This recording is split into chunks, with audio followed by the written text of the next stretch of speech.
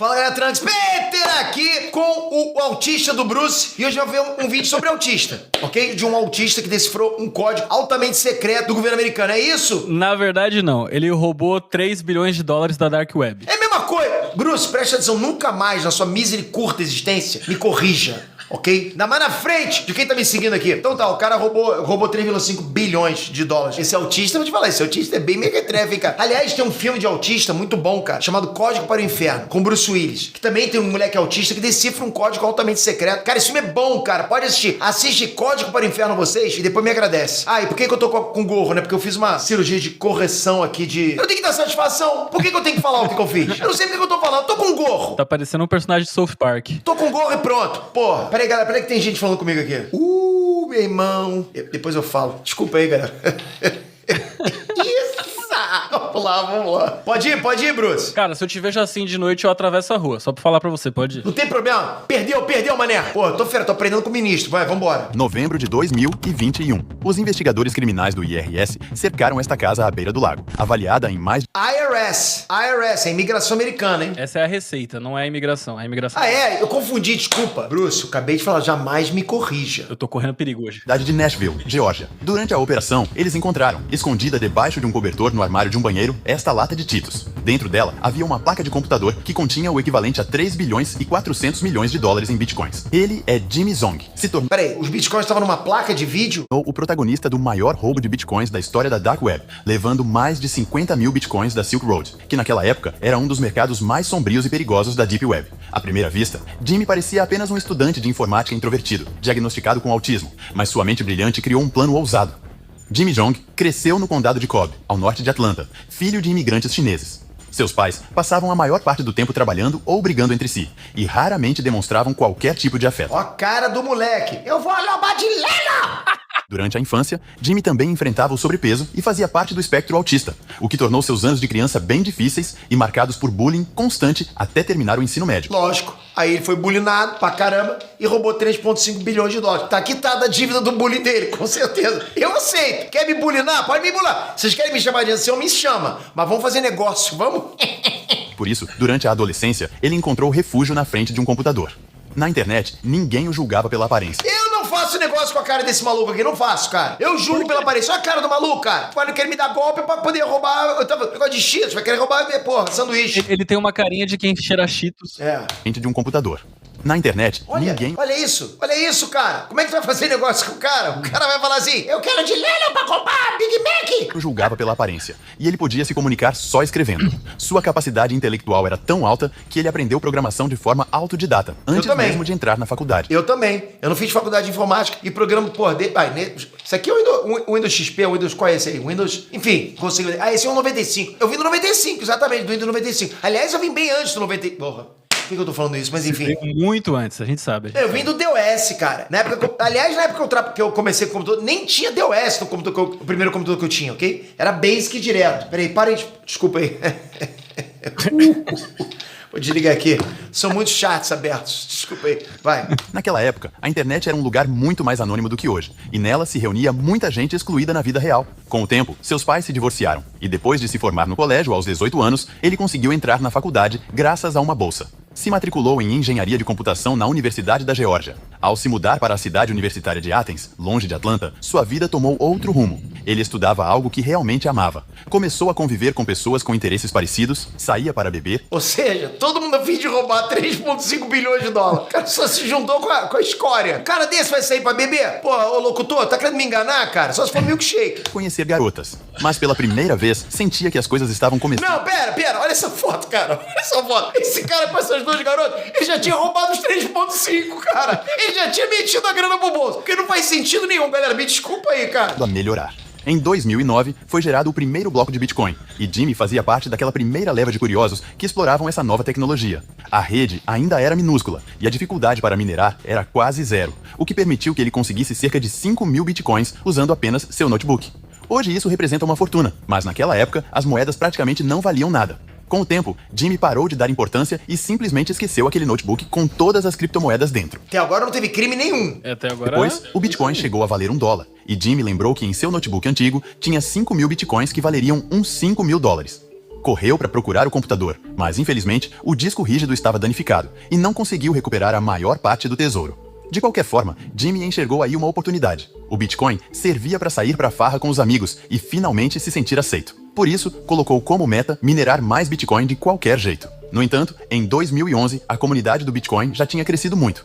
Existia uma exchange enorme chamada Mt. Gox, e a dificuldade de mineração tinha subido tanto que já era impossível minerar Bitcoin apenas com um notebook. Em agosto desse mesmo ano, Jimmy se registrou no Bitcoin Talk, o maior fórum de Bitcoin, usando o pseudônimo MB300SD. O 300SD era um modelo da Mercedes-Benz que Jimmy sonhava em ter. Nessa época tinha começado um dos primeiros bear markets, que fez o Bitcoin cair de um preço recorde de $30 para $12 no momento em que ele entrou no fórum, e a queda continuava. No dia 12 de setembro desse mesmo ano, Jimmy lançou o Bitponzi.net, uma mistura de jogo de apostas com o esquema Ponzi. Não era uma ideia nada original, era praticamente um clone de outro site chamado BitcoinDoit.net. Naquele momento, o Bitcoin valia $6. Assim, Jimmy juntou uma boa quantidade de Bitcoin enquanto o preço despencava até $2 no final de dezembro. O Bitponzi durou alguns meses. Enquanto o Ponzi de Jimmy quebrava, um certo Ross Ulbricht criava outra página na Dark Web, o Silk Road. Para alguém como Jimmy Dong, esse site era praticamente um paraíso, não porque ele curtisse coisas ilegais, mas porque... Lembrando, Silk Road não é tão... O Silk Road tá na Dark Web, não é por... tem um motivo, né? Também é ilegal. Era um espaço acessado pelo navegador Tor e onde se podia pagar com Bitcoin. Então Jimmy entrou e fez o que qualquer universitário com autismo, tentando fazer amigos em uma nova fase... O que qualquer universitário com autismo, cara? Porra, é um grupo grande, então. É, porque sim, tem vários universitários. Tem faculdade só pra autista, né? Qual o problema? da vida faria. Comprou cocaína. Peraí, vamos voltar. E vamos entender o que esse locutor maluco tá falando aqui, cara. Tor e onde se podia pagar com Bitcoin. Então Jimmy entrou e fez o que qualquer universitário com autismo, tentando fazer amigos em uma nova fase da vida, faria. Comprou cocaína. Me explica onde esse locutor...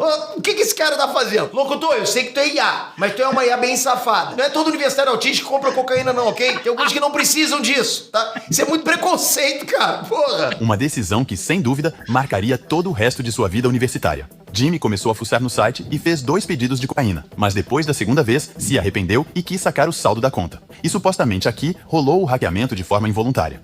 Jimmy tentou retirar os bitcoins que tinha depositado no Silk Road e clicou 2 vezes rápido demais. Quando foi verificar sua carteira para ver se a transação tinha sido feita corretamente, percebeu que, na real, a transação tinha acontecido 2 vezes. Em outras palavras, ele recebeu o dobro. No começo, meio confuso, pensou que era um erro da carteira, mas a blockchain não mente. A transação tinha mesmo se repetido. Então ele não hackeou. Foi a Silk Road que cometeu um vacilo. Mas assim, cara, um absurdo, meteórico. Cara, não tenho palavra pra descrever isso. Como é que não conseguiram prever que alguém poderia dar um duplo clique na hora de apertar um botão, cara, de enviar um formulário? Ele achou uma brecha, né? Só achou a brecha, cara. Já aconteceu isso comigo também. Eu não sei se já falei alguma vez, mas eu, entre aspas, hackeei também gente dessa forma. Os caras deixaram brecha, eu fui lá e consegui. Entrar no site dos caras, troquei foto, cara. Aquela banda New Relics canta Don't let go, we got a music in you once, there's let... Você já viu isso? Eu entrei no site da banda pelo... Esqueci o nome do aplicativo que tinha na Microsoft agora. Enfim, todos os arquivos abriram, fui lá substituir a foto deles lá. Depositando mais grana e retirando ao clicar rapidamente até 5 vezes. E Tá, então ele botava a grana e depois retirava, apertando mais uma vez. Então ele tava fazendo isso com a própria grana que ele tava conseguindo sacar e retirar. Vamos ver aqui. E retirando não mente. A transação tinha mesmo se repetido. Testou de novo, depositando mais grana e retirando ao clicar rapidamente até 5 vezes. E multiplicou o dinheiro por 5. Assim, ficaram registradas as transações em uma de suas carteiras. No início, Jimmy roubou o equivalente a $50 mil em Bitcoin. Mas claro que não se contou. No início, $50 mil. E no fim? Locutor, me explica isso aí, cara. É que a Bitcoin ainda era barata na época. Porra, era $6, cara. 50 mil vezes 6, a gente tá falando aqui de $300 mil. O cara, meu irmão, esse maluco aqui quer comprar muitos cheetos, cara. Vamos ver. Criar várias contas no Silk Road, fazendo 140 transações até juntar um butim de 50 mil Bitcoins, o que na época equivalia a uns $600 mil. Depois desse suposto hack, o próprio Ross Ulbricht teria escrito para Jimmy, e Jimmy contou que tinha descoberto a falha simplesmente clicando rápido 2 vezes. Então, em teoria, Ross Ulbricht lhe deu 5 mil Bitcoins como recompensa por mostrar a vulnerabilidade, que depois ele conseguiu corrigir. Depois do roubo, Jimmy usou mixers para misturar o dinheiro e assim evitar que alguém rastreasse, e se registrou no Bitcoin Talk com um novo apelido, Loaded, carregado. Na sua assinatura, colocou uma carteira com 40 mil Bitcoins e a descrição: Bitcoin Multimillionaire Broker and Asset Manager. Foi nesses anos que Jimmy vendeu uns 300 bitcoins para ter liquidez, mas nada do roubo do Silk Road. Só vendeu o que tinha conseguido minerando e com o Bitponzi. Usou o dinheiro para comprar uma casa em Athens e, como dá pra ver na foto, também comprou a Mercedes que sonhava desde adolescente. Em teoria, dá pra dizer que ele passou despercebido. Maluco, cara, ele tá com as mesmas mulheres, ele engordou, hein? Falar, os bitcoins estão fazendo ele comprar bastante comida, pelo menos isso. E aqui, tá te falando, cara, ele já tava com dinheiro. Aquela hora que eu fiz a brincadeira, eu falei, pô, tá vendo? Já tinha pego o dinheiro já. Já tava pelo menos conseguindo gastar o dinheiro que ele minerou. Porque não mexeu no dinheiro do Silk Road. Mas isso não é toda a verdade.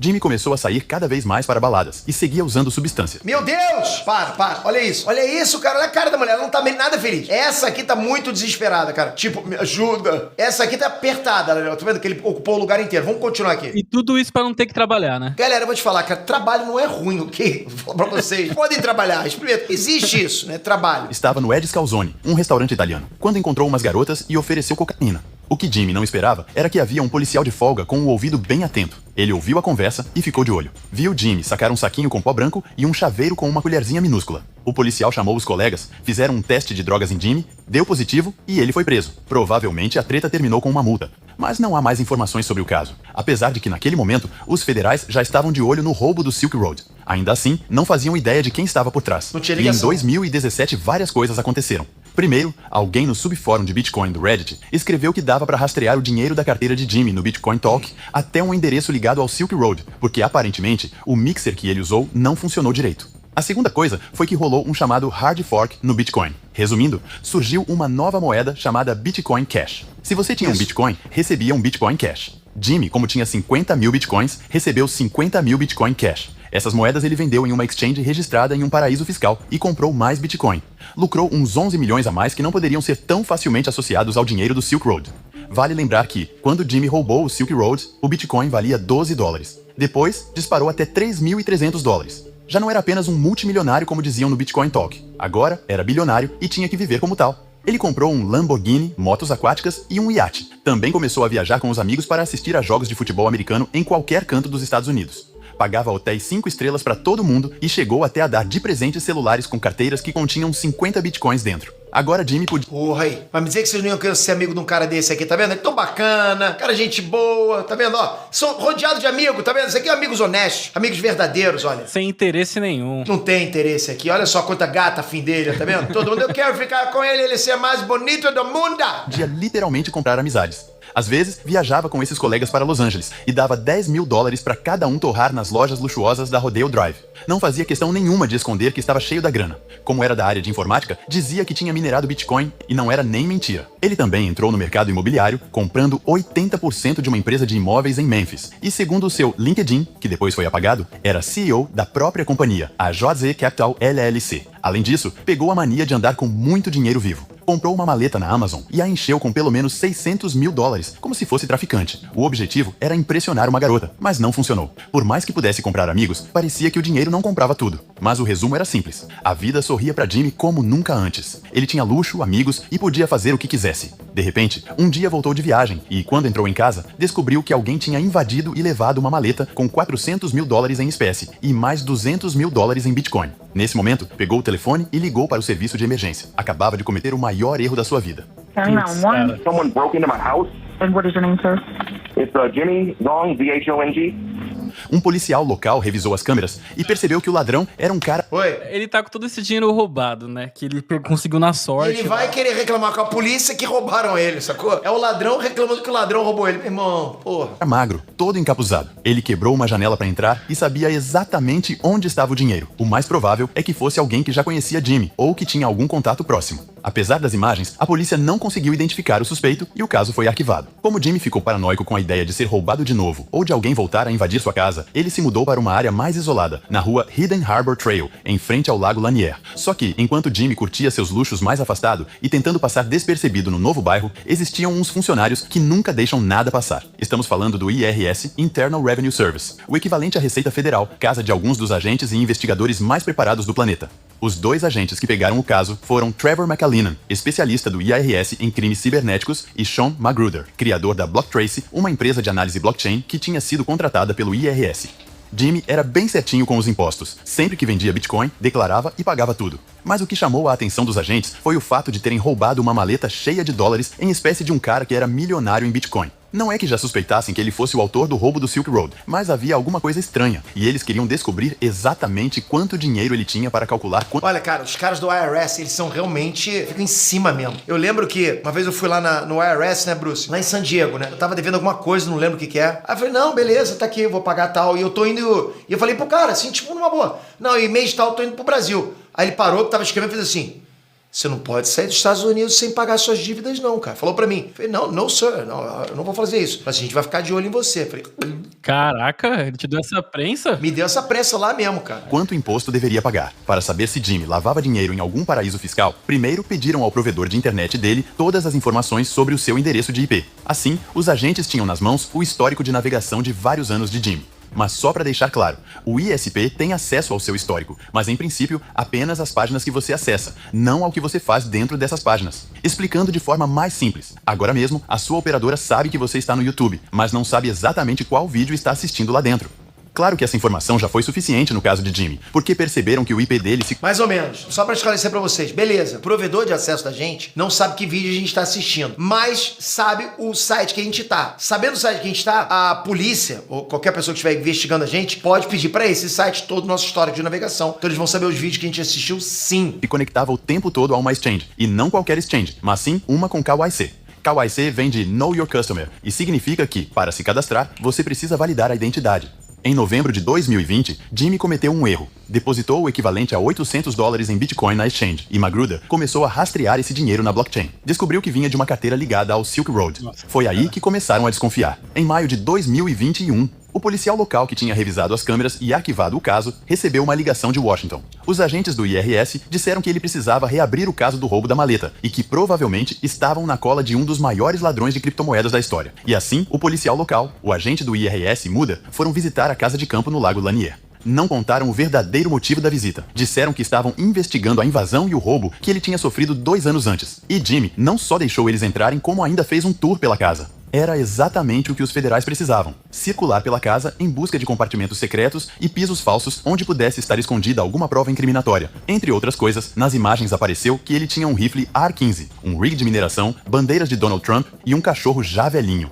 Jimmy chegou até a mostrar uma carteira em seu laptop com cerca de $60 milhões em Bitcoin. Com as provas incriminatórias em mãos, eles foram embora. Planejaram como conseguir o laptop O moleque, ele foi esperto por uma coisa, foi burro pra caraca o outro. Cara, aberto e desbloqueado e pediram um mandado de prisão. Quando voltaram, seguiram enganando Jimmy. Um dos agentes disse que queria continuar conversando sobre o roubo da casa e o levou até o quintal.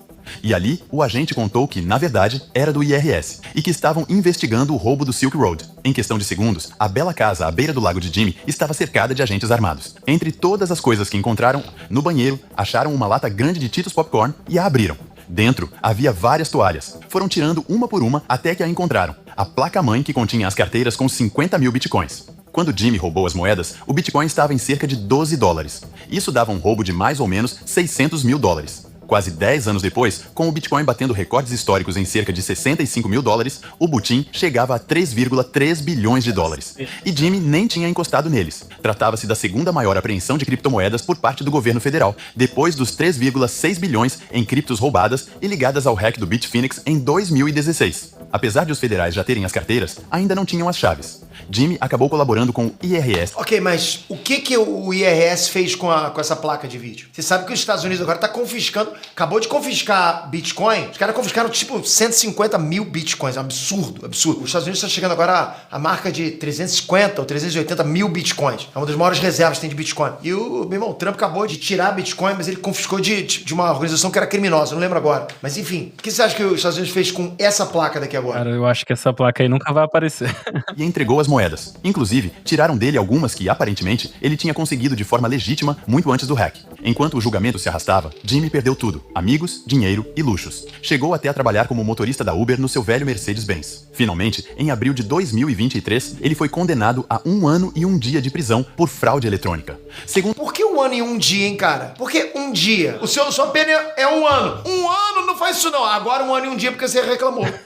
Do próprio site do Departamento de Prisões dos Estados Unidos, Jimmy saiu da cadeia no dia 3 de abril de 2024. A defesa de Jimmy alegou que não havia vítimas no roubo, já que se tratava de dinheiro de atividades ilegais. Os federais ficaram com as criptomoedas e, como costuma acontecer com outros bens apreendidos, Ficaram com as criptomoedas. teoricamente elas foram leiloadas. O que fica claro Leiloar Bitcoin, cara, essa eu não conheço, não. É que o caso de Jimmy Jong levanta uma dúvida.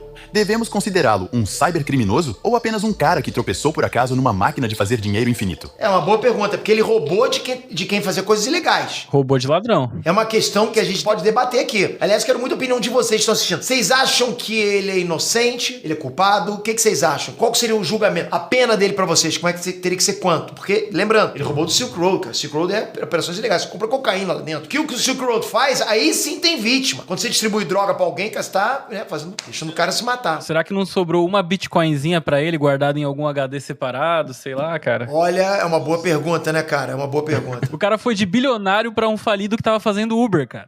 Eu tenho meus bitcoins, ok? Eu tenho meus bitcoins. Trabalho muito, cara. Pra mim, é o investimento que mais tá fazendo resultado pra mim. Tá impressionante, ó. E não é nem jabá, ok? Isso aqui é Coinbase, é o que eu tenho na Coinbase. Não tô nem fazendo jabá pra Coinbase, apesar de que eu sou parceiro da Coinbase, não tô nem me pagando pra fazer esse vídeo aqui. Mas, de verdade, cara, do fundo do meu coração, eu indico Coinbase pra quem tá precisando entrar no mercado de criptomoeda, porque, pô, tu consegue fazer investimento com R$10 e tu vai ver teu dinheiro, cara, subindo muito, galera. Só faz isso e vai por mim que funciona. Bruce, vou ficando por aqui. É isso, cara? Tamo junto aí? Acabou? É isso aí. Galera, valeu, tamo junto, até a próxima. Fui! Valeu.